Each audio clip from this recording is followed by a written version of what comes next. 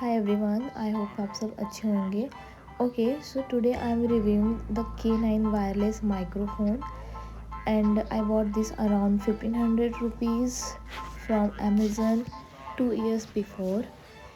And this mic looks good on a paper. It's wireless, easy to use, and work with both iPhone and Android phones. It clamps to plug and play, which is great for beginners, and it is chargeable. But honestly, when I actually used it, I wasn't satisfied with the audio quality.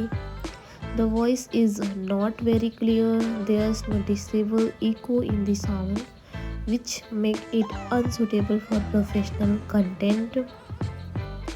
So, if you are someone who is seriously looking for clear and clean wireless microphone for your YouTube or Instagram videos, I personally would not recommend it. I did a mistake when I bought this, that I haven't used it for 1 to 2 months, and after that when I used it, I realized this is not that I was expecting. And that time it was too late that I cannot return that, so I have it.